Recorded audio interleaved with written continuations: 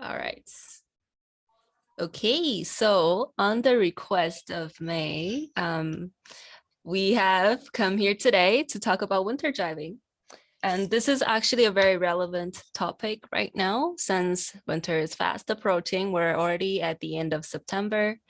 It's still pretty warm outside, which is a good thing. And this will be a perfect time for everybody to get ready to, you know, prepare for the winter driving, start practicing, start maintaining the car, start getting everything ready. So we'll talk about all of that today, including what you need to do right now and how you can keep yourself safe once the snow starts falling, right? So I would list the agendas today. So how to prepare in the wintertime, learn about the safety hazard and what you can do to save yourself in emergency situations. And then we're going to talk about how exactly you're going to operate the car to make sure everything is safe. And then if we have time, we'll have the exercises in the end. So I understand this is going to be a 2-week session, right? So this week, we're going to finish probably like the first half, and then we'll leave the exercise and everything in the next week. And we'll see how we can, like how fast we can go, like how far we can go with the materials. But the practices and the examples will be in the next week for sure. Okay. You want to introduce yourself? Is this, oh, sorry, yeah, let me introduce myself. So my name is Ming.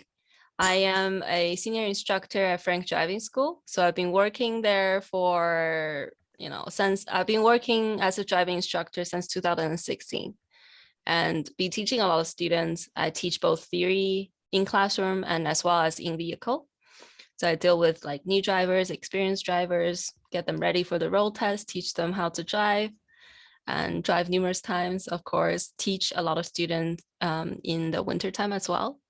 So if you have any more questions, if you have any questions, just like, feel free to interrupt me anytime. I'll try my best to answer. And if I don't know anything, we can always find out together. And usually I'm pretty good at answering questions. So like, go ahead and shoot me the question. Okay. Yeah. So is this what everybody wants to know? Is there anything that you want to add? Like, is there any specific questions that you have in mind coming to the workshop? I think the two parts we talked about is we'll focus on the equipment and then we'll focus on the driving techniques, which is what you have laid out, right? Yeah. Okay. Then we'll go and see. Yeah, we'll go at the whole thing with the whole thing first.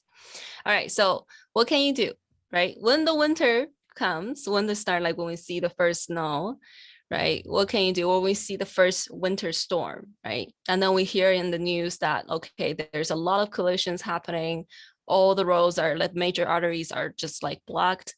What can you do? So if the weather condition is not good, you can, of course, just stay home, don't drive. Even for me, I have been driving for a long time. I've been driving for more than 10 years. I've been driving in Calgary for a long time as well in the winter. So even for me, I know what to do. I know all the theories. I know all the techniques. But even that, sometimes the weather is just way too. It's just bad, right? It's dangerous on the road. Doesn't matter how prepared you think you are.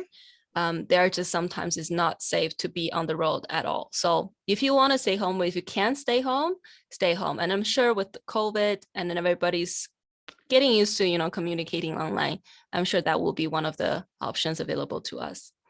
But say if you do need to like go out, still go to work, or say if you have to pick up your kids or like go to groceries, then we can equip the car to be ready for the winter conditions, driving on the snow, right?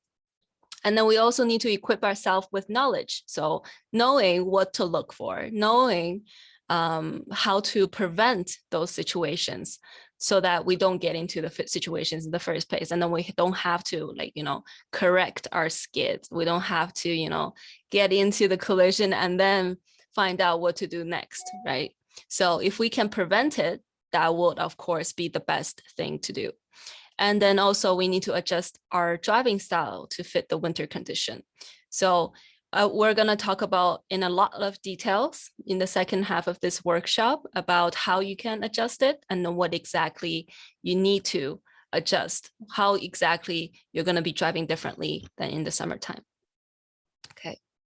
So now, first of all, we need to know what are the risks. Like a lot of people say, okay, winter driving is really dangerous. I'm really scared of the winter driving, but what are you exactly scared of? So the first risk come with reduced visibility. So you can kind of see in the picture as well. When the snow, when there's a huge winter storm, or when there's like heavy fog, which is pretty common in the winter time as well, you don't see very far. So when you cannot see very far, you don't have a lot of time to react. So say, for example, usually in the summertime, bright sunny day, everything's very clear and everything's very like, yeah, everything's good, right? And then you see, for example, a pedestrian. You see a person waiting at the corner of the intersection about a block away. You have this whole block to come to a full stop. So the moment you see this person, you realize, okay, I gotta stop, and you step on the brake and you can come to the stop before that intersection so you can let that pedestrian cross. But with reduced visibility, you might see the person only maybe 10 meters away, right? Say if it's a really heavy fog, you only see this person in a very short distance. So you only have 10 meters or even less than a second to come to a full stop.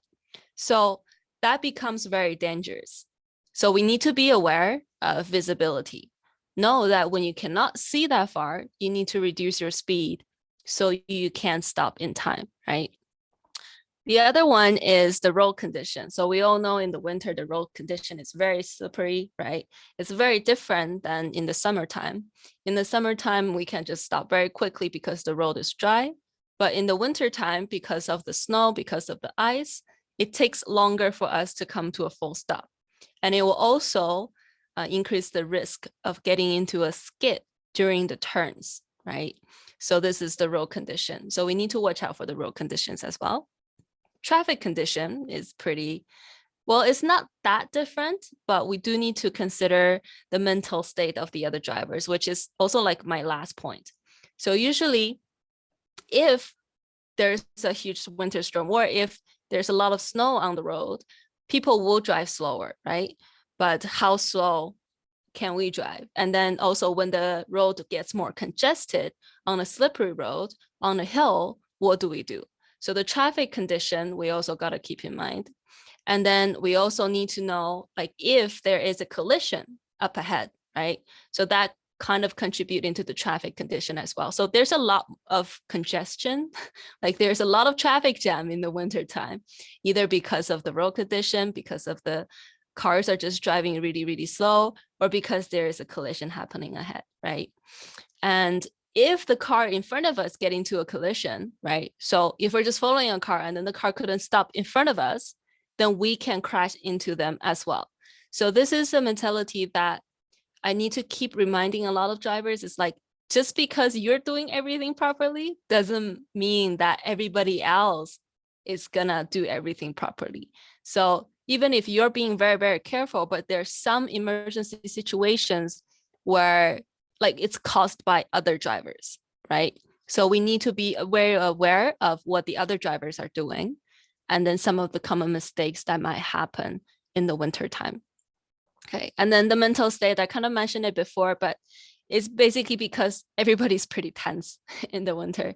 Everybody's feels like that everybody feels like that they are, you know, the road is dangerous.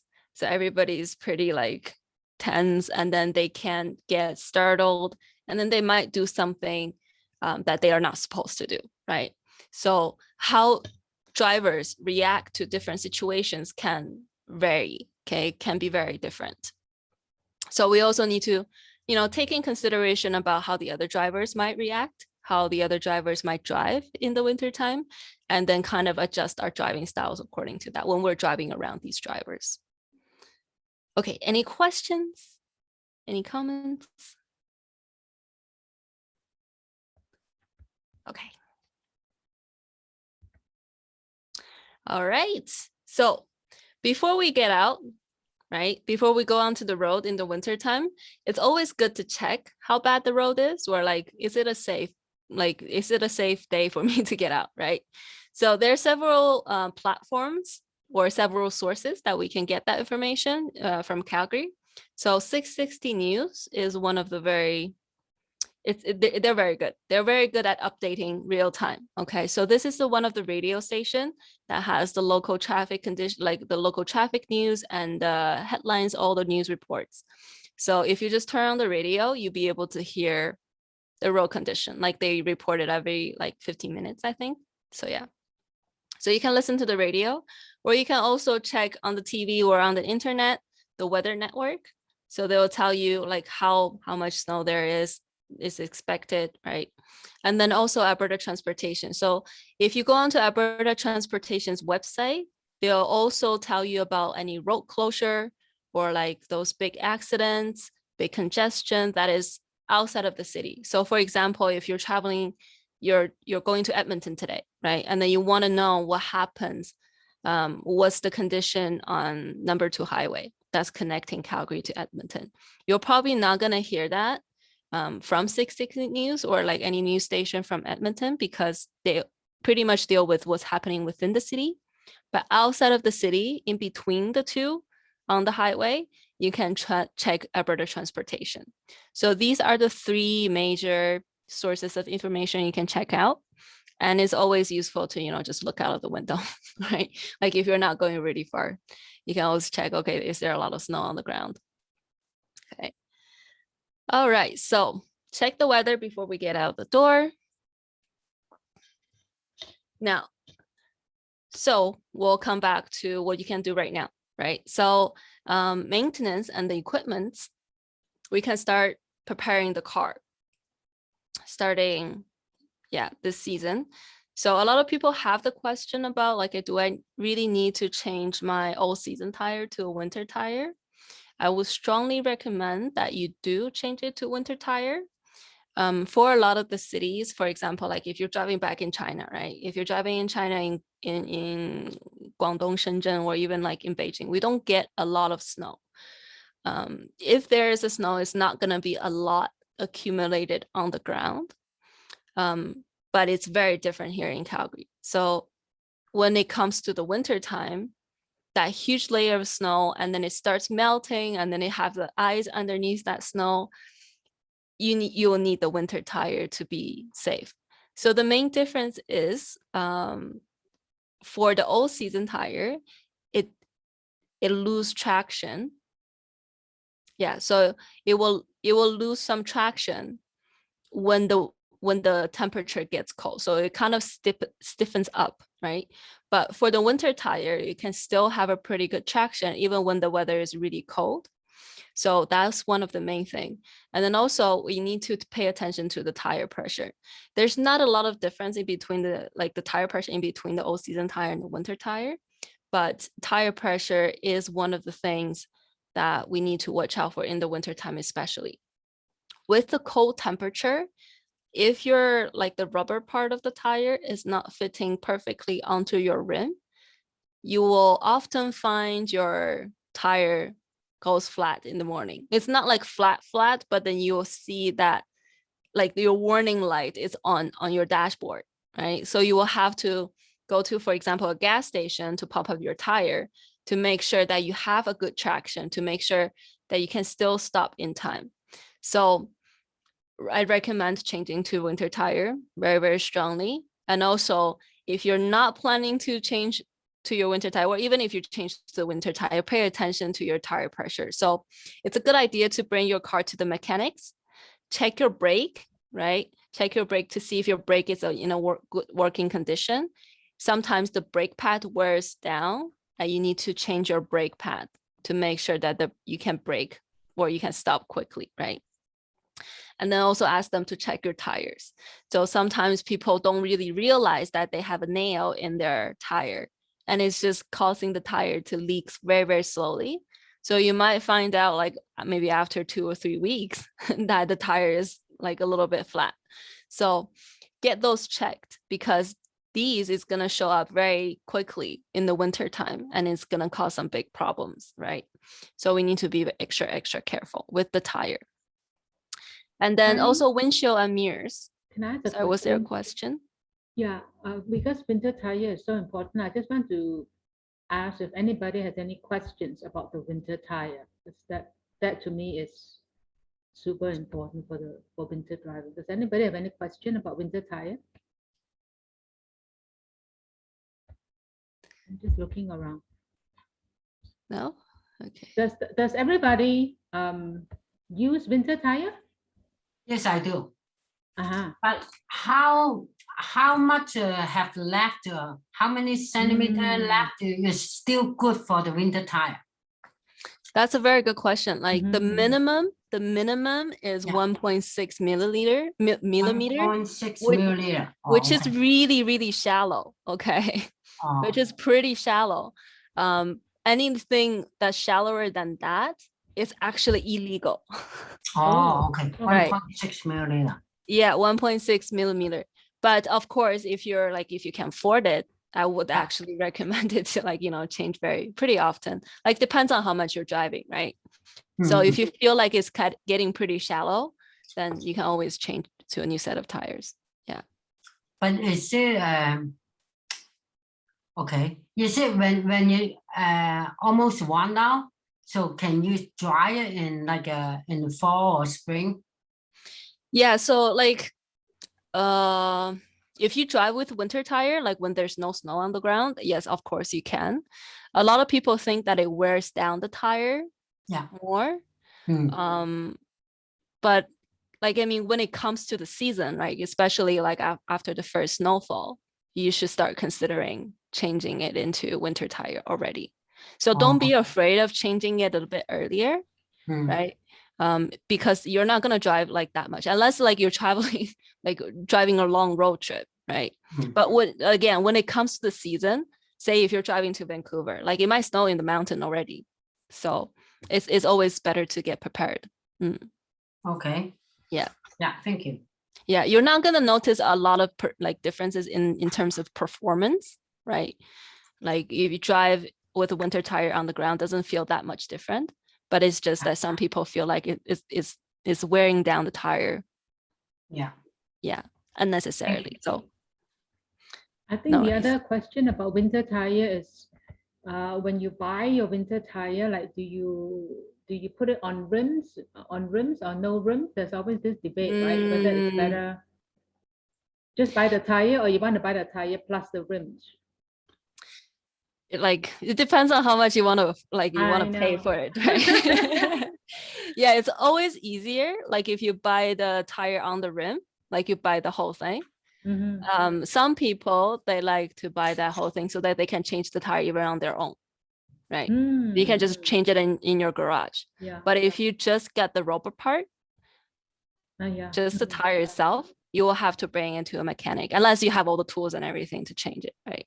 So, and then I think usually people have the whole set. Like at least a lot of people that I know have the whole set. Like it's not that, yeah, it depends how much you want to pay. It's really up to you guys. Yeah. Yeah.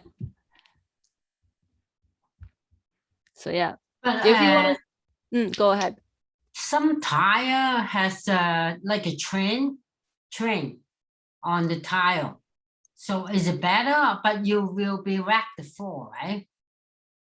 What do you mean? The They have like not a nail. Yeah, some kind like a nail, yeah.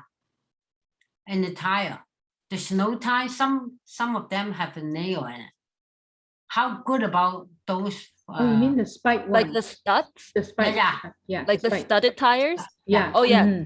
The studded tires are very good in the winter time. But when it's no snow, like after first couple snow and then you stop maybe another month, you get another snow.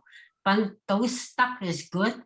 Yeah, but those it's not good for are the road, right? If there's no snow on it. Yeah, that's so clear. That's what I'm talking about. Like that's where a lot of people think, like if you have the studded tire and then there's no snow, yes, like you are going to wear it down a lot more. Like it's gonna get wear down anyway as you drive, but like if it's on the dry surface, it will get wear down more quickly.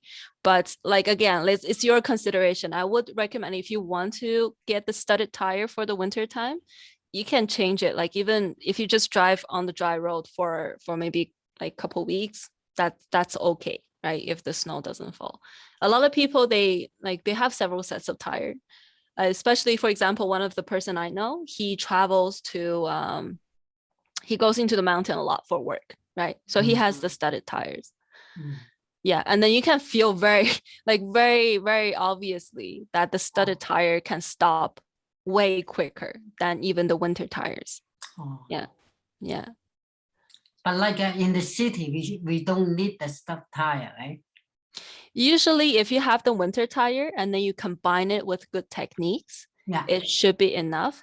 But I know a lot of people, they want to feel safer, right? And then tire is very important. And then it actually helps a lot. Studded tire actually helps a lot, but it is expensive too, right? So yeah. Thank you. Yeah, no worries. Any other questions? These are very good questions because I don't remember to talk about everything. So like your question would help a lot. Yeah. Nice. So if you want to like put it simply, you need to change, like you should go get the winter tire and you should do a checkup on the tire and the brake for sure. Okay. And also now if you're moving on, right? You can also check the battery. So a lot of people find like after a whole night, the car sitting outside and then the next morning you can't start up the car, right? So it could be an older battery. It could be it's just way too cold. It could be like you haven't driven the car for a while and then at the temperature and everything, like the battery freezes, right? So it's good to check that as well when you bring it to the mechanics. And then the rest is just some problems. If you notice there are some problems, you should for sure get it checked, right? So the first thing is windshield, right? A lot of people will see cracks on the windshield. It's not going to be a big problem, but you do need to be aware, like if it starts cracking a lot, especially in the winter time, it might like crack extra from the existing crack. And then that could block your vision, right? So you don't want it to block your view. You don't want it to like distract you from seeing what's happening on the road. And then the mirrors as well. Also need to pay attention to like the windshield washer, right? So if your windshield washer is stuck, like if something is blocking that little hole for the windshield washer to like spray onto your window, like you need to, it could be just as simple, like you can use a toothpick or like a needle just to clear it up, right? To make sure that is working. Headlight, you need to make sure it's working, especially if we're talking about like winter storm, low visibility situations, right? In the winter time, you need to make sure the other drivers can see you. If you're driving during the day, the headlight is not going to help you so much in terms of seeing further down the road, but it will help the other drivers to see you. It will help them to know where you are, right? So that they can maybe work around you a little bit. So headlight is very important. Brake, we already talked about that. Alternator, we talk about that. Air conditioning is important. You don't want to freeze in the car. So like if you have any problems, you should get it fixed.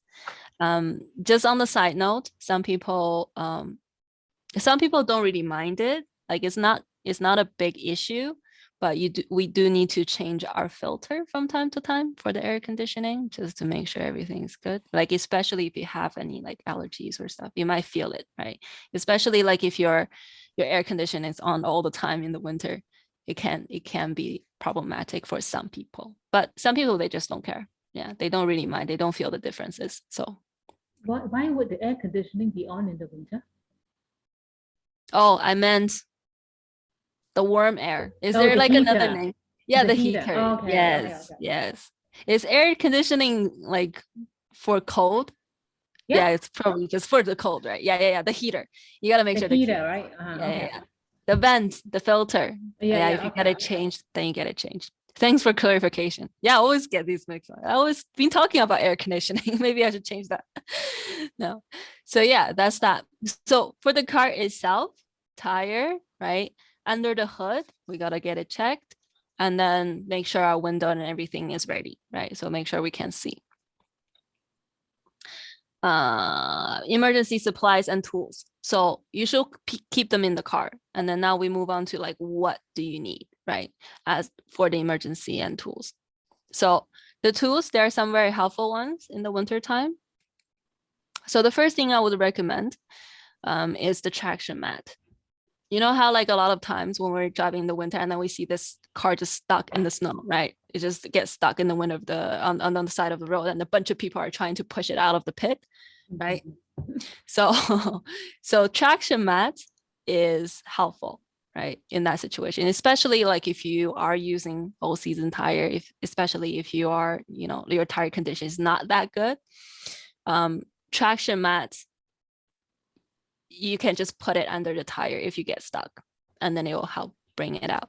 If you don't have traction mat, they can actually get it from Canadian Tire. It's not that expensive, but I get it. It's still like, it's up to you, right?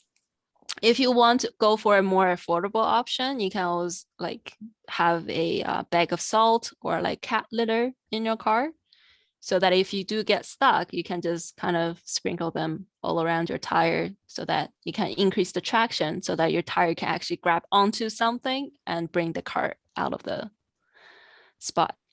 So, but traction mat is very, very good. Okay, especially if you like drive out of the city a lot, right? And then like you won't have anybody to help you. So yeah. But again, cat litter is pretty good option too, and it's affordable. Okay, now other things you can have, like if you don't want to get all of these things, you want to get a shovel, right? So if you like, if the snow is very deep, then you can always kind of make it a little bit more flat so that you have more time to come out. We have a question. You're muted. You can unmute yourself. Yeah. Who has a question? Yeah, I can hear you. Oh, Sue, Hoi Sang, Sue. Oh. Yeah, I think she pressed the wrong thing. She turned off her video. Yeah, Hoi Sang, Hoi Sang. No, where do you get the cat litter? Is cat it litter? Cat litter is, I think, it's the cheapest if you get it from Walmart. oh, Walmart? Oh, They have it like a huge box. You can just go for the cheapest one. Yeah. Oh, is it in the automobile section? No, it's cat litter. It's in the pet section. Oh, in the pet section. Okay. Yeah. Okay. Yeah. If you want to Okay, get the traction mat though, it's in like Canadian Tire has it. Oh, okay. Thank you. You can also do a bag of sand, right? Yeah, sand would work. Salt would work too. Salt kind of melts the snow as well. Mm-hmm. Yeah. Yeah. So like if you don't have any of those. Yeah. How do you use the traction mat? You just put it underneath the tire? Exactly. Oh, okay. Yeah. Okay. Simple. Okay. Yeah. Do you have to take out the snow before you put it in, or just? Yeah, so you don't, it will be helpful like if the road is bit more flat, right? But then the whole point of traction mat is like, imagine if you're climbing up the hill on a dry road, right? You'll still be able to do that. So the whole point of traction mat is so that you are not driving on the snow, like you're just driving on the mat itself. Like if you want to shovel it, you can, but you don't have to. Okay. Did you put it in the front of the car or at the back of the tire?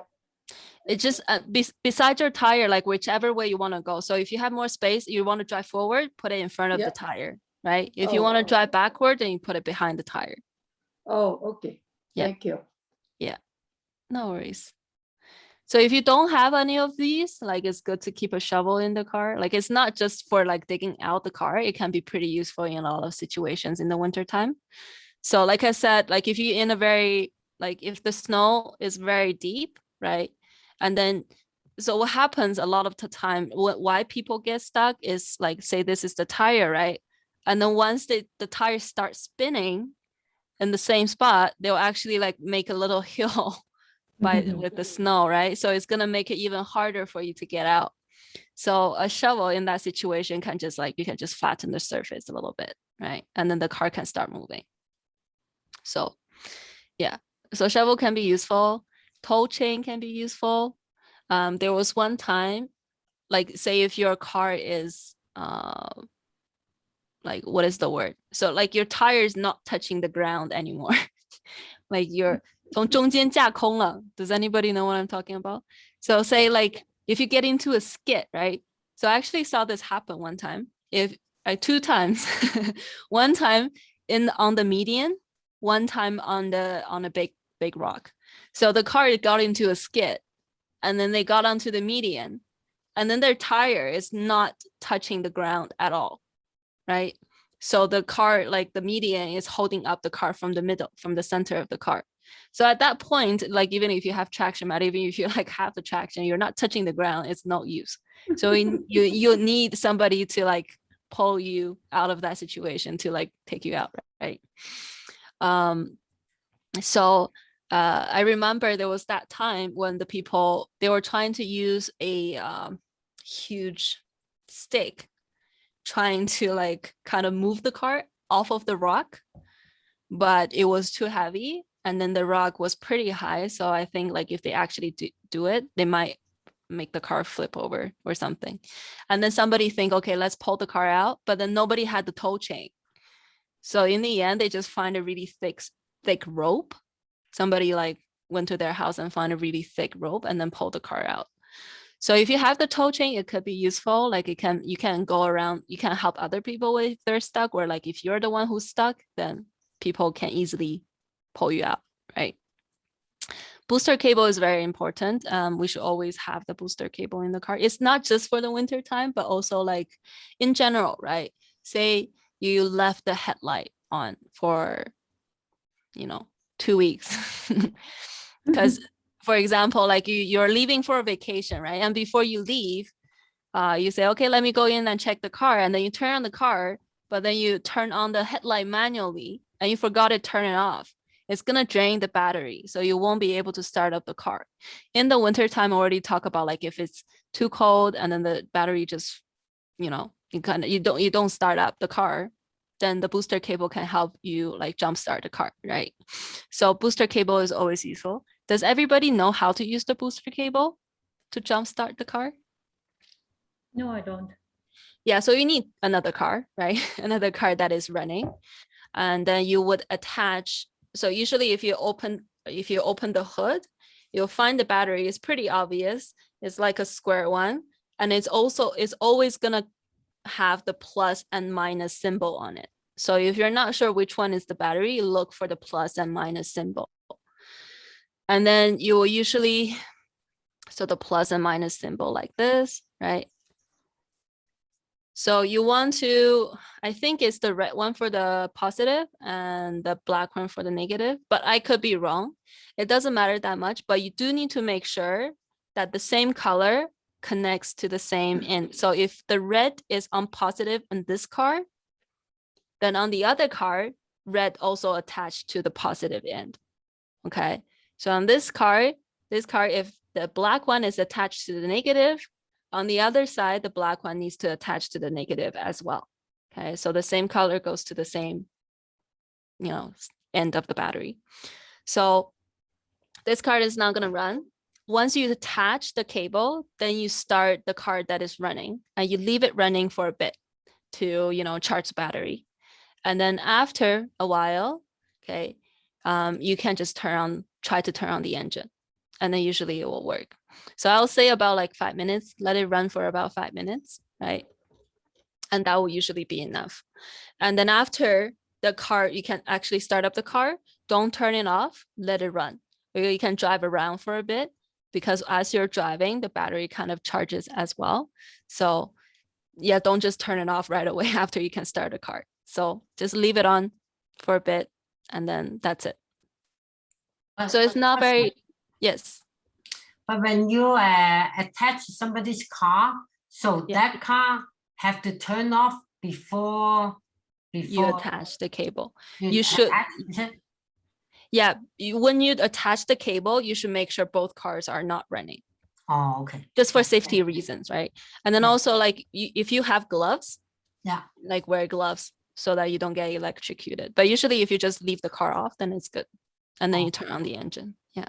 Oh. Oh, I just want to tell everybody that Costco has the emergency snow shovel on sale. Oh, Oh, emergency Yeah, snow shovel. $22.99 and you get 2 shovels. Very cheap. Oh, that's Hổ good. bèn à? Good deal. Yeah, very Yeah, good. it's the foldable one. Yeah, very good. nice, Oh, nice. good. Also, Thanks, Marie. like if you guys find anything that have the ice scraper, that is good as well, right? Like if you have a shovel that has the ice scraper, that's good.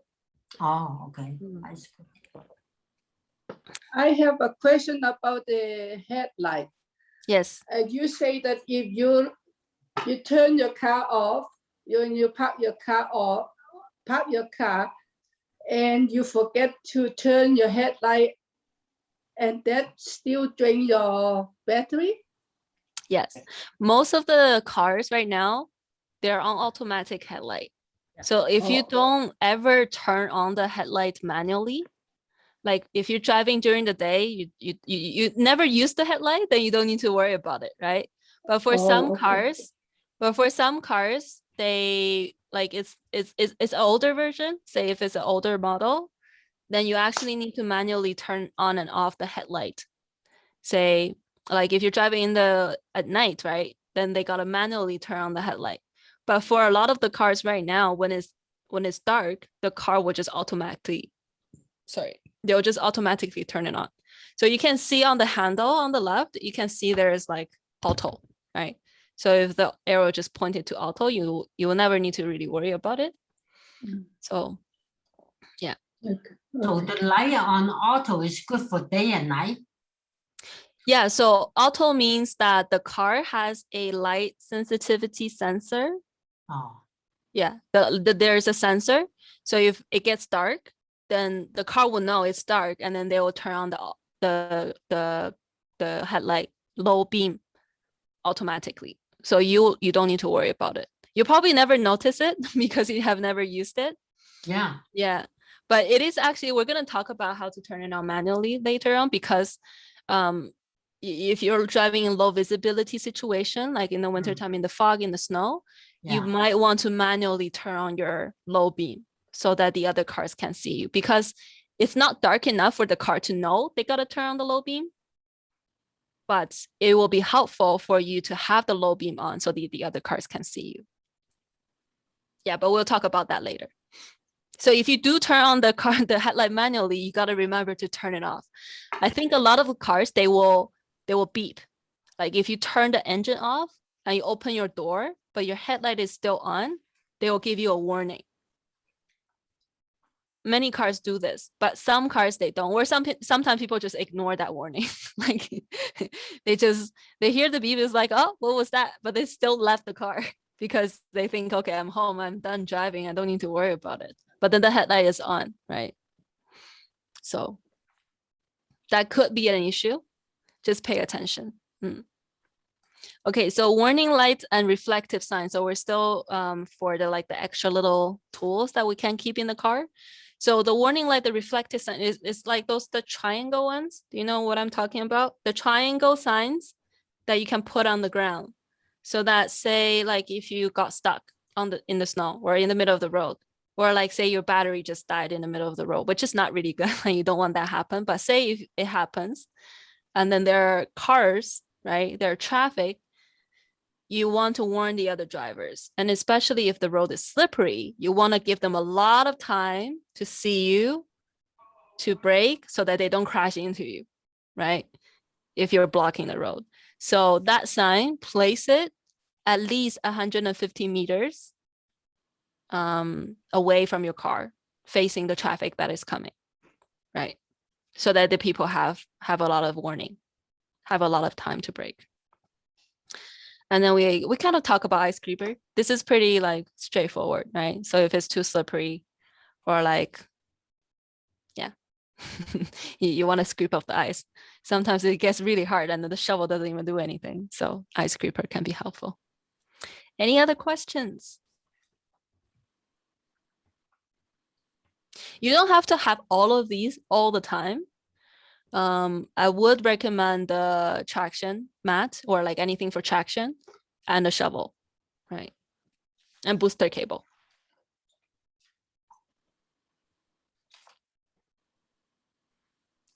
Okay, so we'll move on. If you have any questions, just let me know, like whenever. Okay, you don't have to follow the slide. Okay, anytime you remember anything, just ask. Okay, so now emergency kit. If you know that you're going out of the city, right? If you know that you won't have like services, like you won't be able to access electricity, you'll be like, yeah, you won't have a lot access to a lot of things. Say if you're going to Banff, you're going to drive to Banff for skiing, snowboarding, right? You want to have a little emergency kit in your car just in case. So what you need in the emergency kit, something to keep yourself warm. So like extra clothing, blanket, gloves, anything like that. Gloves are very important. And then especially say like in the winter time, you get stuck and then you got to shovel the snow, you got to dig yourself out. Like if you're out without a glove, your hand is gonna freeze. So gloves is important for sure. Keep yourself visible. So things to keep yourself visible, reflective things, reflective clothing, flashlight. Or like say if you actually get stranded in the mountains, you want to have a whistle so that when the police came to find you guys, or like any response crew to come to find you guys, you can let them know, right? Or just alert other people. Emergency flares are like, I don't know where you can get them actually. I think Canadian Tire might have it. But yeah, these are the things to alert other people to know where you are. Same thing as whistles and flashlights, right? So emergency flare is something that you can hold in your hand, or you can something that's like you can shoot it up into the sky, anything like that. Okay, emergency food bag. So non-perishable food.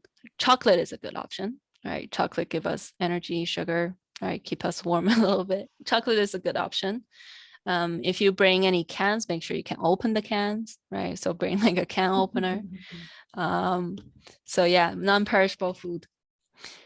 First aid, everybody knows what first aid is. You can have just a little box with what do you call it? Gauges, with like those pads, right? Band-aid, things to, stop the bleeding if you happen to get injured, right? Extra washer fluid and antifreeze. So these are actually, they're not really like an emergency kit. I don't know why I put it there, but the washer fluid should be in the previous line. So like how if you're driving in the winter time, and then say the next day, the first day it was snowing, then the next day the snow start melting, right? And then you were driving on the highway, the car in front of you is gonna splash all of those dirty, muddy water onto your windshield. And then eventually you won't be able to see anything. And then people will use washer fluid a lot. Okay. And if you happen to run out of washer fluid and you wipe your window, it's just going to smudge everything evenly across your windshield and you won't be able to see anything. So it's always a good idea to keep a spare liter of the windshield washer fluid in your car so that you can just fill it up whenever. And also like pay attention to the warning light on your dashboard.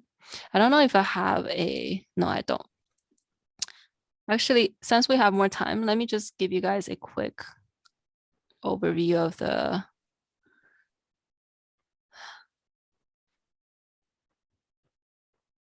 like if you see dashboard warnings, right? There are a couple very important dashboard warning lights that you need to pay attention to in the wintertime, especially. So if you look at some important ones, like if you look at this one, open image in a new tab. Okay. Can everybody see what I'm sharing? The dashboard? You want to make it a little bit bigger? Is it possible? Not too bad. How are you doing that? You're getting better? You can see it, right? Okay. So the ones that I want to point out is, so the first one, hold on. Let me zoom it up a bit. So the first one is This one? What does this mean? Mm. This is low tire pressure. Low tire pressure. Oh. Yeah. So you might see this very often. Don't just ignore it. Okay. Are these signs standard on all cars or most cars? Yeah, they're pretty universal on all the Okay. cars. Mhm. This diagram has a lot of symbols and like lights that we don't like. There's some lights for diesel cars. Like Mhm. this one is for diesel. Yeah, Oh. but then like there's some extra ones. I'm just gonna talk about some common ones, right? So this one is very common, especially in the winter, right? This is low tire pressure. You cannot just like ignore it. Okay. Mhm. Yeah. So this one is, and then it can be this sign or this sign for low washer fluid. So if your washer fluid is running low, okay, you want to fill it up. You don't want to go until it just like it completely drained, right? You use the last drop of it. So when this light is on, make sure you're gonna go to the gas station or you just start filling it up with your spare one in the car. So these ones, and then the red lights, I just want to point out any red lights on your dashboard, if they're on, you cannot drive. Mhm. Okay, red lights are very important. You cannot drive with a red light on your dashboard. Oh. Simple example, like if your door is open, you can't drive, right? If your trunk is open, you can't drive. Oh. Like if your seatbelt is not on, you shouldn't drive. This one, a lot of people see it, but then because like some cars, they just have automatic off function. This is actually for park brake. So if you have a handbrake or foot brake, Oh, handbrake. right? Yeah, so you shouldn't drive with these two on. Like if you drive with the handbrake on or the foot brake on, then you're gonna wear off that brake. So when you actually need it, you won't be able to use it, right? So this means the battery. So if your battery is dead, you probably like won't see any lights on your dashboard. But sometimes when you're driving, if you're already driving and then these lights start flashing, it means the car is gonna stop running in a couple seconds. Okay, so you gotta be prepared to pull over. So pay attention to the red lights. They're usually pretty straightforward, Okay. and then you will know like the car just won't go. Okay, so yeah. I have a question. When you see the low fuel, you're going to run out of fuel. How much further can you go? That's a good question. Like because sometimes you say that you want to wait a little while, right? So how long can that be? I can tell you, like usually for most of the cars, when the meter, so sometimes the car will like flash the warning. Yeah. Mhm. When you still have like about, I don't know, 100 kilometer on your car. Yeah, so it depends on the car's model. I think you might be able to change it. I'm not sure, but usually it's about 100 kilometers when it starts flashing. But when the meter goes all the way to the end, so you wait, so the light is on and then the meter just like goes all the way to the end. I think for most of the cars, you still have about like 20 kilometers. So at zero, right? Yeah, when you see the meter is all the way to the bottom. Mm-hmm. Yeah. Yeah. So you're not really like huge rush, but it's a good habit. It's a good habit. Even before the warning light is on. Like when you see there's only a quarter left in your tank, go fill it up. It's a very good habit, so you don't have to worry about it. But a lot of cars, like 100 kilometers, say if you're driving from northwest all the way to southeast, that's about like 25, 30 kilometers in Calgary. Okay. Mm-hmm. Yeah. What's the number 40 symbol? Which one? 40? Which Number number? 40. 40. Oh, I don't see. Oh, 40 is also the park brake. Both 40 and 31 is for park brake. Yeah, so if you have the the circle with the bracket. It could be like an exclamation mark, or it could be like the letter P. Both of them means your park brake is on. Oh, What about 44? 44. 34, that one I'm not sure. I think this is pretty no, specific. No, 44. 44. 44. Oh, okay. Yeah, let's talk about the lights. So 44, and then 20, and then number 1, or like number 3. And these two are pretty similar. Yeah. Oh, Yeah, let's okay. say number 3. Yeah. Okay. So number 44, this, oh, and there should be another one. Do I see it? 35? 36? No? No. 36. There should be one that's like on both sides. It's okay, I'll Oh, show you that- another picture. But either way, so this means low beam. Oh, You low see beam. the line is pointing down, there's a low beam. Okay. Okay. This is high beam. So the Okay. only blue light for all the cars on your dashboard that you're ever gonna see is the high beam. So if you see a blue light on your dashboard, that's high beam. And then this one with the squiggly line is fog light. Which one? How is do hot? you how do you use No. what about the tail light? Tail which light will one- be on. Tail light Yeah. will be on when your headlight is on. So if you have low beam, high beam, or fog light, your tail light will be on. Oh, automatically. Yes. If you don't have any headlight, like if you have the daytime running light, then the tail light is not on. So that means if you have 44 on, that means the tail light will be on automatically. Yes. Yes. Oh, okay. Okay. Yes. 44. Okay. But here's the thing. Most of the cars, they don't have these lights. They don't have these lights on the dashboard, but they'll have the same symbol on the handle that's on the left-hand side of your steering wheel. Oh, yeah. Yeah, I think Oh, that's yeah. what happened to Yeah. my. Okay. Yeah. So light switch Light switch. car. So you see this one, right? Or Yeah, let's see yeah. this one. Yeah, yeah. Yeah, so you see these symbols on that switch more often. You don't see Yeah. it on the dashboard. Okay. So we can tell that, okay. For example, this one will be the fog light, right? So this little dot tells you what is on right now. So right now it's on auto, right? So auto means that you don't need to worry about it. When it gets dark, the low beam will be on automatically. And if you want to manually turn on your headlight, then you switch it to this one. So this is a low beam, okay? This is daytime running light. So it's just a little useless little yellow light in front of your car that doesn't really do anything. But yeah, this is daytime running light. And then if you want to turn on the high beam, when the low beam is on, you push this handle towards the dashboard.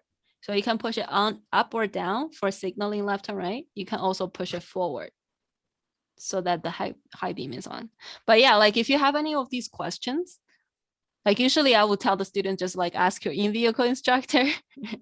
But for you to figure that out, you can just play around or like check the manual, right? Because this is pretty universal, but there can be very small, like small differences in between different models of the cars, like where those light switch are, right?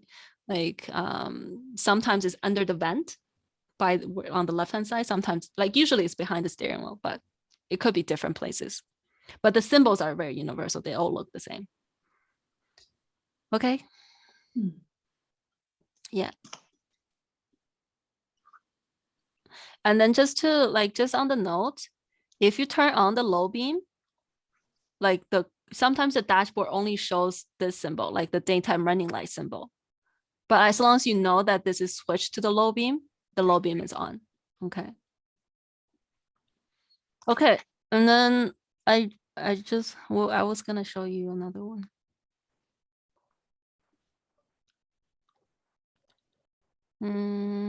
But yeah, I think that's about it, actually. Yeah, the winter ones, the one that's more common in the winter is the tire pressure. This one, the tire pressure. And also like pay attention to the low washer fluid. Okay, number 4, number 61. Things like this. And then also, oh, while we're on this note, since we have more time, maybe we're gonna like run out of time soon. So May, if you can like just keep me on track, that would be great. Yeah, sure. So yeah, like when we're driving in the winter time, has anybody have the situation where it's foggy on the windshield? If Oh, yeah. Yeah. do you know how to get rid of that fog? Because if you just wipe the wiper, it doesn't get rid of the fog because it's No. inside. Yeah. So what do you do? Turn the fan. or heat. Yes, the heat. So again, this is gonna be on the, it's not gonna be on the dashboard, but it's going to be usually where you change your air conditioning, all those stuff, right? So it's this one. You're gonna look for this symbol right here. You're gonna look for this. Okay, but not on the dashboard. Look for this symbol where you change your wind and stuff. Yeah, when the wind, where the wind is blowing. Sometimes it's blowing onto your face, right? Onto your foot, right? So this one means that the wind, the heat is gonna blow onto your windshield. And then this one is for the back window. This is for the front, this is for the back. Okay, so if the window gets foggy, then you do this. You can open a little bit window too, right? Yeah, yeah. that could help too. Get Yes. the fresh air. Yeah, but then it's like when it's minus 40 degrees. Yeah, I know. You don't want to open the Yeah. window. Yeah, that's true. Yeah, but yeah, good idea though. Like if you can't find it or it just doesn't really work, you can always open up the window. Okay, nice. All right, let's move on. Okay, knowing where to drive. So this is when we talk about road condition and how do you identify some of the risky spots that you need to, pay attention to, or just your driving style.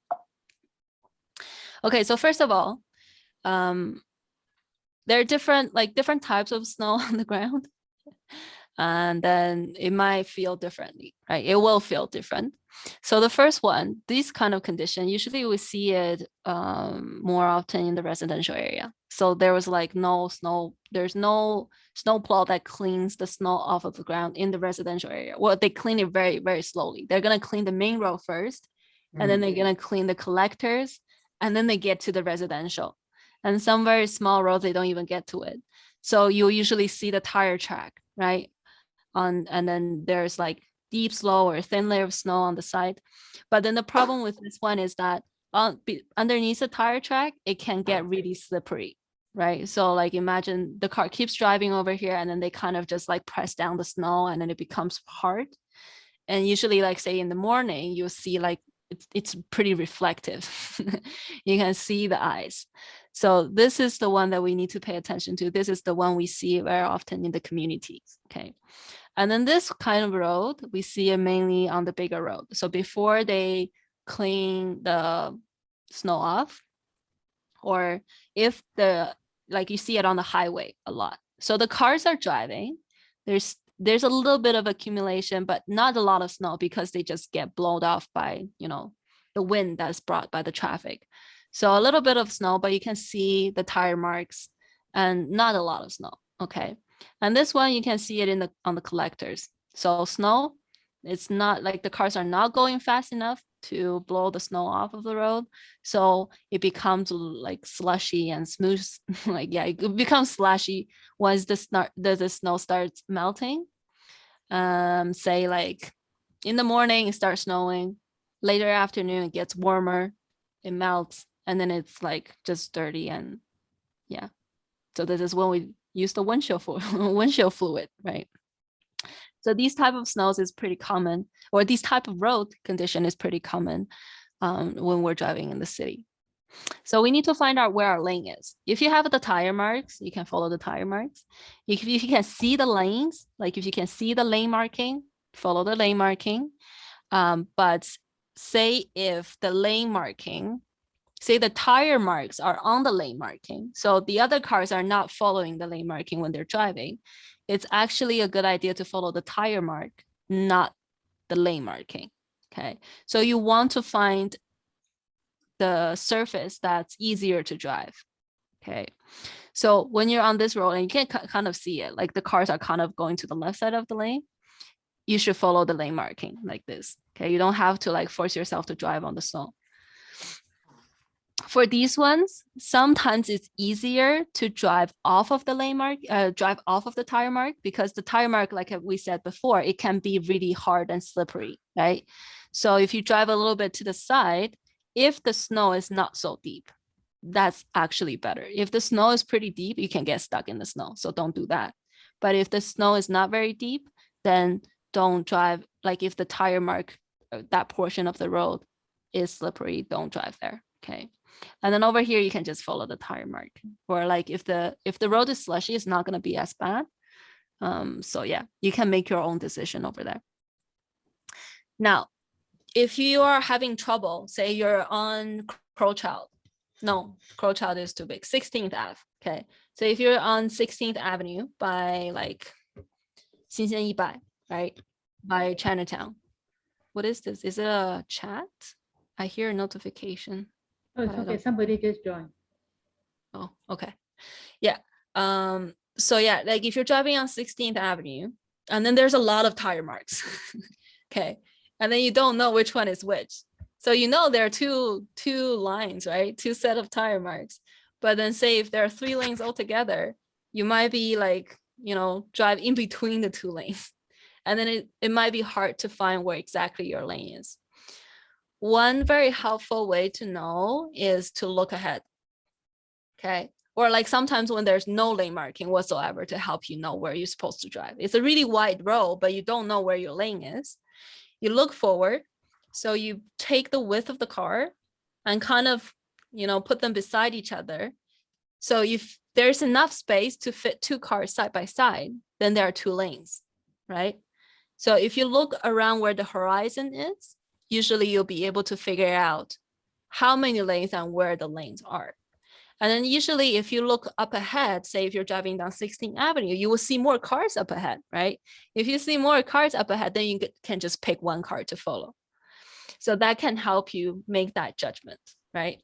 Don't look too close, because if you do look too close, it's just like there's so many tire tracks. You don't know which one you're gonna need to take. So look further down the road to find where your lane is. So with road surface that has little or less snow, little or no snow, then it's pretty straightforward. Like you can drive, but do be aware of black ice, especially, you know, once it starts snowing and it starts melting, be aware of black ice. Road surface that has fresh snow, this is not very like you're not gonna get into a very slippery situation unless you're driving pretty fast and you're doing a sharp turn.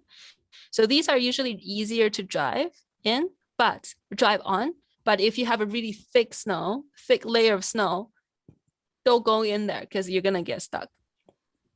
And then you can always follow the other car's tire mark. And then remember, we said you gotta look further ahead by where the horizon is to find which tire mark you gotta follow. Okay.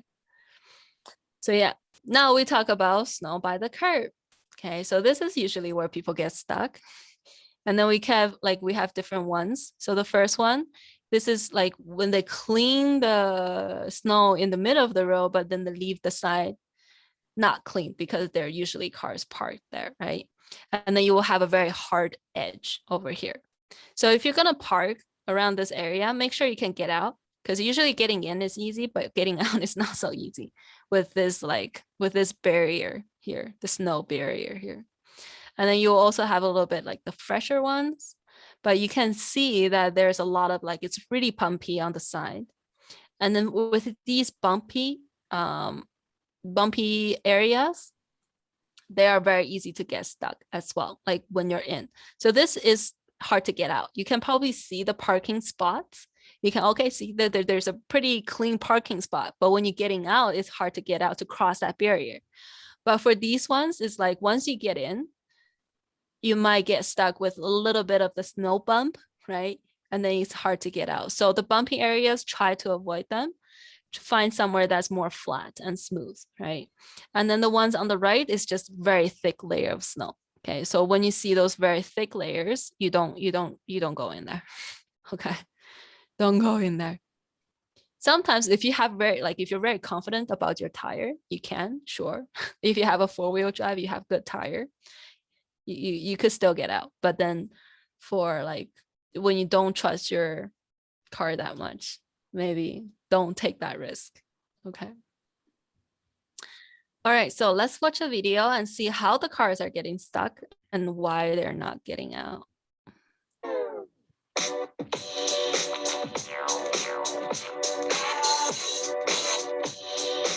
Oh.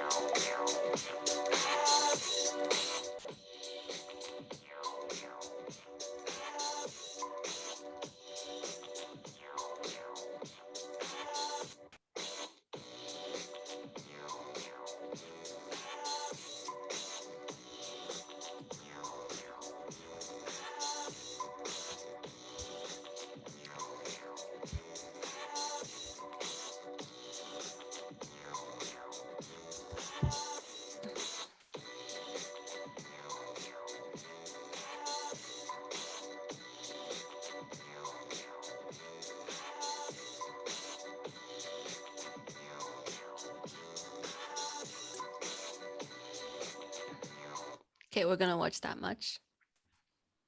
So can you tell what happened?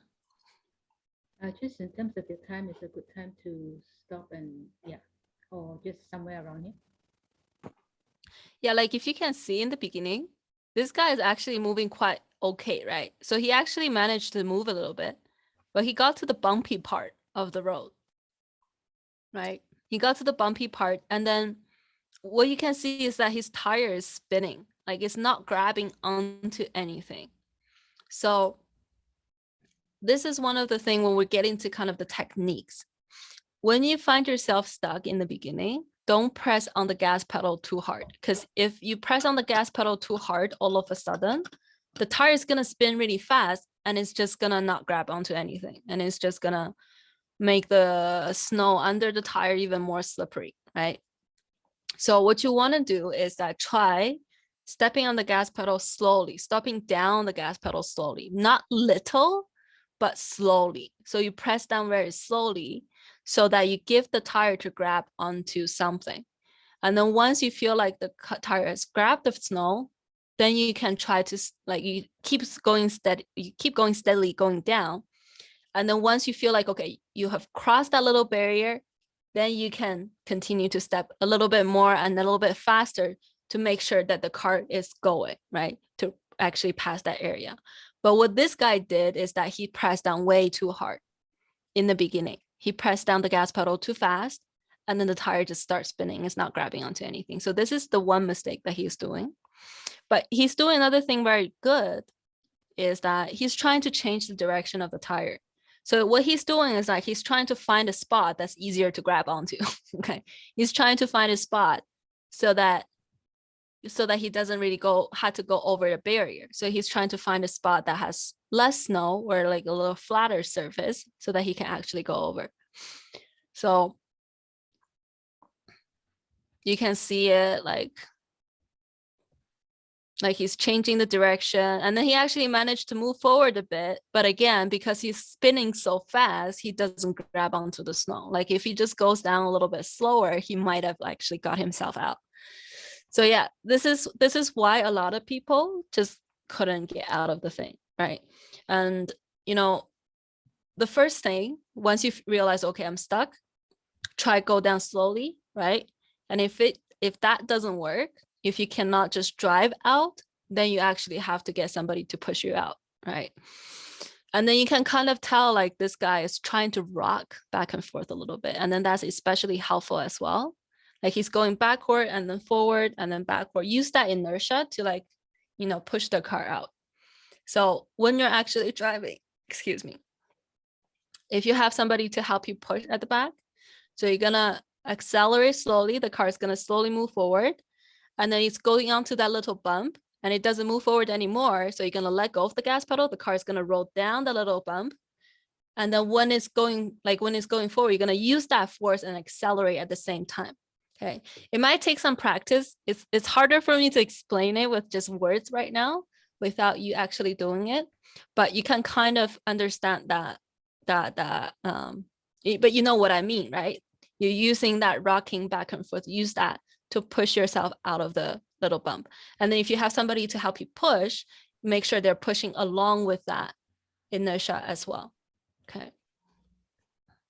I think we can So- leave the rest of the time for questions and then continue next week. Sure, that would be good. Yeah, we're actually just moving into the techniques now. So this is a pretty good time to stop. Yeah. So if you have the traction thing, map, Yeah. would that help? Yes, that is Yes, very good. exactly for this situation. Yes. Oh, okay. Yes. Okay. Or the cat litter, right? Or the sand. Yep. Yep. Will you talk about the downhill and uphill when they? Yes. Yes. Yeah, next So week. yeah. So we're just talking about this right Downhill and now. uphill. Yeah, Yeah. And then right away, we're going to start talking about hills. okay, thank you. Yeah. And then uphill, downhill, working with other cars. And then we're going to move on to the exercises. It gets more exciting. It gets more daunting. Yeah. We talk about a lot of examples, scary examples. So yeah. Any other? So we have 15 minutes left, right?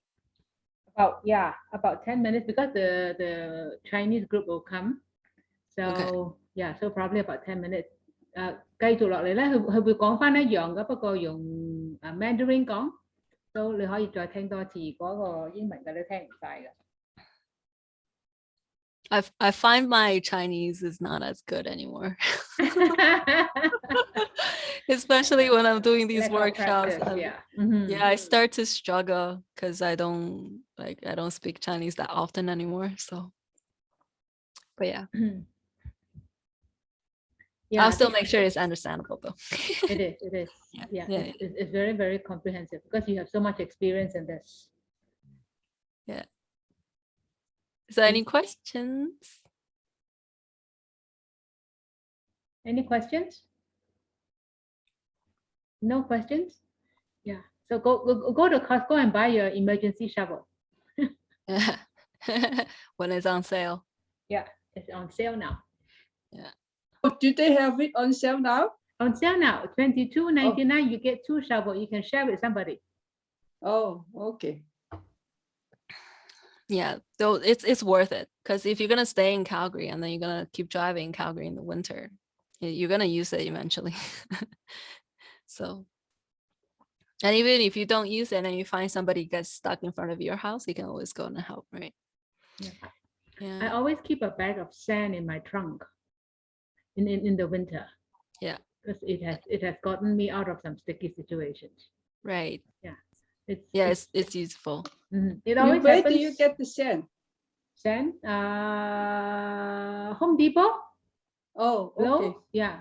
I have a bag sitting in the garage right now, waiting to go into the car in the winter. Oh, okay. I find that usually happens after I park, and then I go and do my thing. When I come back, it's almost like the ground has gotten harder or more frozen, and then it's like hard to get out after that. Yeah, it's easy to get in, but hard to get out. Yeah. So that's when the sand becomes very, very useful. Yep. So yeah, we talk about the tools you can have, like May said, like just sand, have a shovel, or like have that traction mat. Also, phone charger is important, right? You can always phone charger is important because say if you're getting stuck, and then I think with the iPhone they have this problem, especially when it's too cold, the phone just dies, even when you have still like maybe 50% of the battery, right?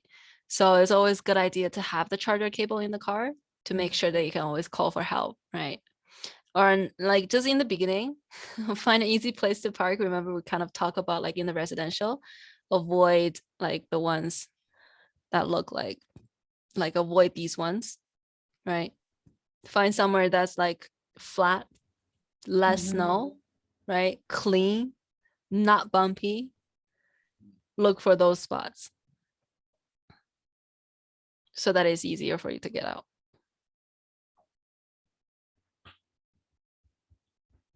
And then we already kind of talk about this one as well.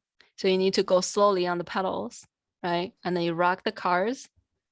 And then you can try to adjust your steering wheel to find a spot that's easier for you, right? So try these first. If you can't get yourself out, then get off the car, right? Wear your gloves when you're getting off the car. You can like sprinkle the sand, you can sprinkle cat litter, right? You can try to shovel the snow.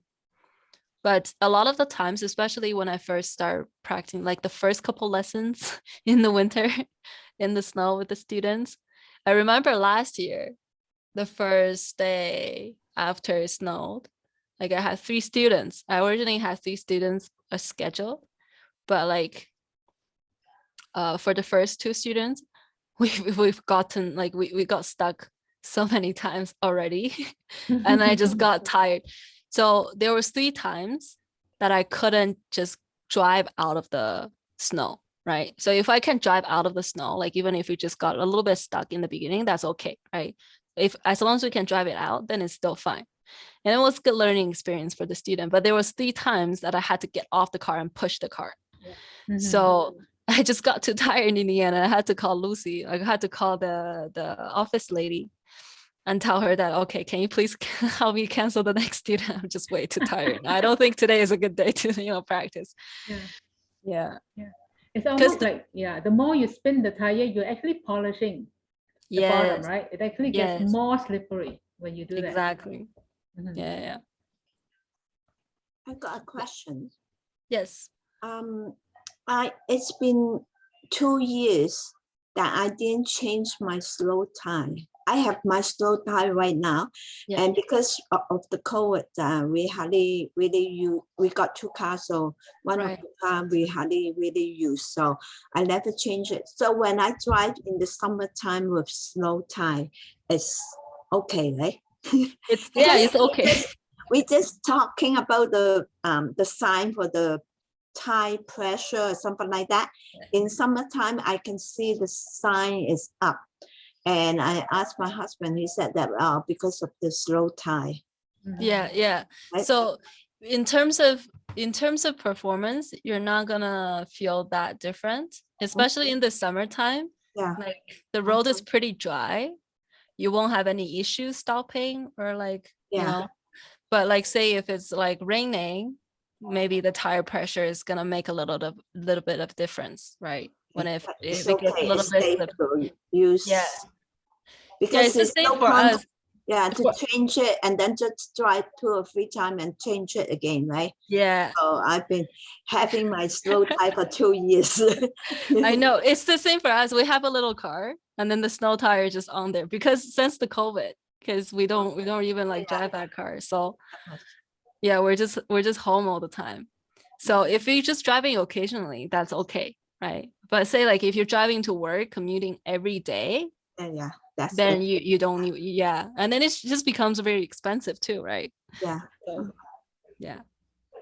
but I have a Lexus Toyota, and even I have winter time tire, and because of the type that is very low, it's not high enough. So when in winter time, it's easy to catch snow when it's a lot of snow, right? So so even I have slow tires, kind of scary. I know, I understand completely, because we have the Civic. We have the Civic. It's a small car, it's pretty low too. So sometimes when we go into the residential, it didn't happen so much last year, but I think the year before there was like really thick snow in the residential. Like you're basically plowing the snow when you're driving, right? So when I see those roads, I don't go on there. I don't go in there because I know we're gonna get stuck. We're gonna get stuck because it's just too thick. It's just way too thick for a small car. I think that's one of the reasons why so many people has an SUV or like a pickup truck in Calgary. It's because like, that amount of snow in the winter time, if you have a small car, it's not gonna be convenient. Like you're gonna get stuck all the time.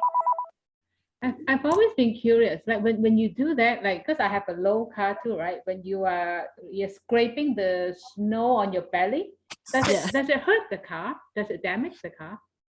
Most of the cars have the engine hood underneath the car. So Uh-huh. not everything is gonna be exposed right under. Oh, okay. But like the problem comes with like, but sometimes they don't have that hood, right? Or sometimes it just falls off and you don't even know. Mm.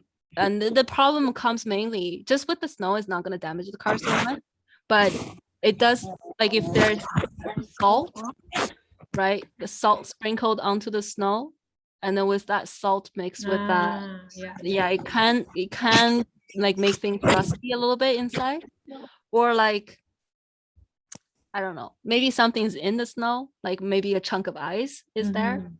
right? It can damage it. So you don't want to go into those like really deep Okay. Yeah. deep places. So yeah. So I think at this point we better give you a 5-minute break because the next session starts at 2:30. Okay.